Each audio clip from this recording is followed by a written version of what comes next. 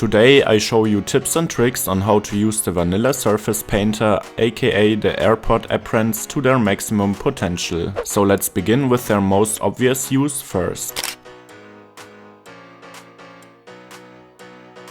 Obviously, they were brought to the game to cover large areas around airports with concrete, like we all know airports from real life.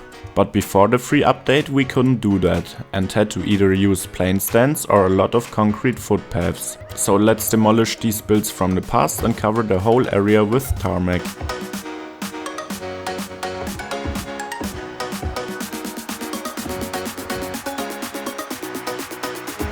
If you want to go for full realism, you could also use decals from plazas and promenades to cover some areas with them.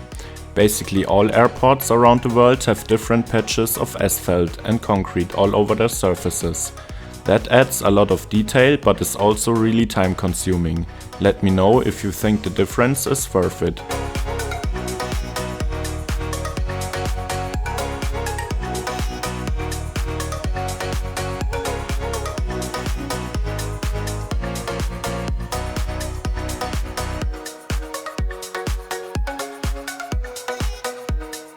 I think it also looks much better when you use the small airport aprons as fake taxiways. It always annoyed me that City Skylines airports, even with the Airports DLC, only have two runway exits. One at the start and one at the end of the runway. It makes sense from a gameplay perspective, but simply won't ever look like a realistic airport at all. So you can create some fake taxiways in between. Yes, they are a bit wide, in fact 48 meters with shoulders, because one unit equals 8 meters in real life. But you should never underestimate the real size of airports at all.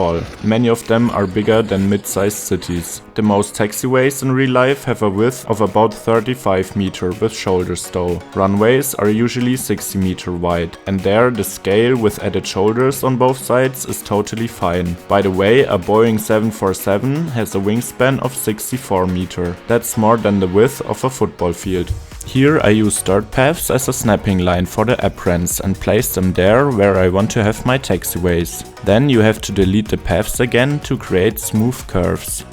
When you're done with the concrete foundation, you can add park life paths for the shoulders. This won't look good up close because of the benches and street lights, but from a distance it looks awesome and super realistic. The cool thing is the darker color of them, to have a nice contrast between the shoulders and the taxiways itself.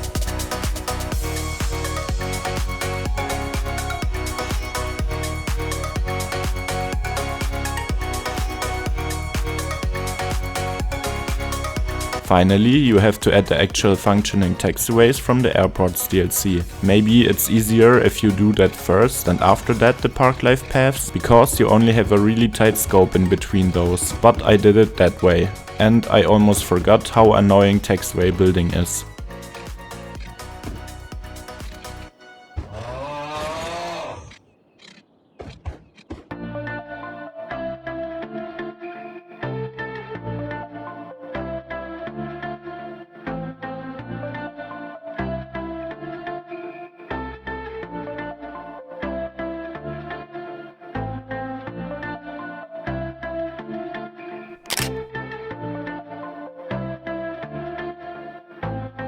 Let's pretend we want to fill some of the spaces in between our roads with a concrete surface. But wait, wasn't there the snapping mechanic to networks? Yes, as you can see, if we want to place the aprons right here, it won't work at all.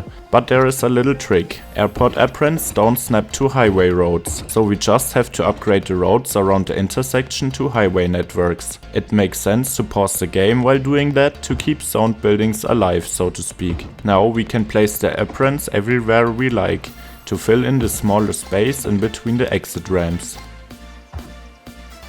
After we filled everything, we can upgrade the roads back to their original form.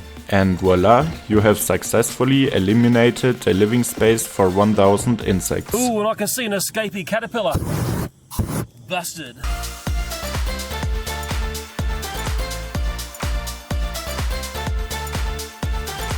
But to be honest, large concrete surfaces with nothing more to them look also quite boring. So there you can draw some cool things on them. In LA or Las Vegas, for example, there are some quite cool paintings maybe, next to the freeway. We can do something similar and use the dirt path to paint, for example, waves or circles on the concrete. But you have to be really careful. If you paint yourself out, then you'll most likely have to start all over again. Because I haven't found any solution yet how to delete paths or roads above the aprons. If you know a trick for that, I would be super glad when you would let me know in the comments.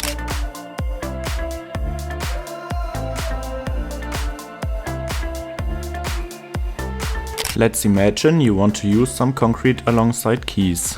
These big ones won't work here because they can't be built on water, and the small ones are too small or won't cover the bottom of the river with concrete. So what to do now? There's a really simple solution to that. You can pause the game and raise the terrain to the same level as the quays. Now there won't come up any messages about water anymore and you can freely place the aprons wherever you want. Lower the terrain again and the concrete will also show up underwater. Like that you can really easily build concrete rivers, like that one for example.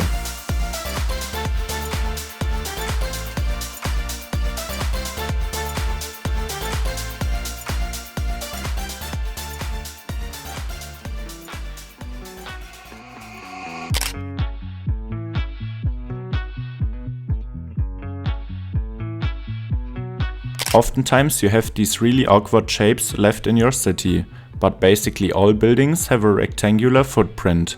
So what can we build here? Exactly, parking lots. Every city needs them, and especially in American cities that's the way to go. We can start with building the newly added 2x4 parking lots in the corner, but we also have that curved arterial here. Delete that road and build a dirt road here instead to fill the rest of the gap with more parking lots. After they are placed, you can delete the dirt road again and redraw the avenue in its original shape. After that, we just have to fill the rest with our lovely airport aprons, and there we have it. A nice car park which fits basically in any space of the city.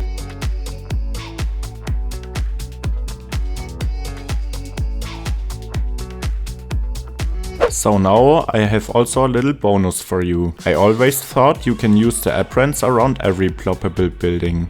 But no, that's not really the case. I tested it with a wide selection of industry, service and unique buildings.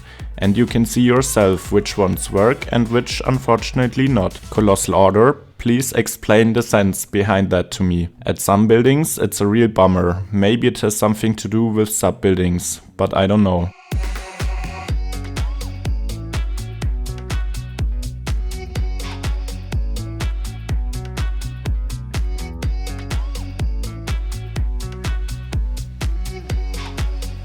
Thank you so much for watching. I hope I could help you with some of the tips.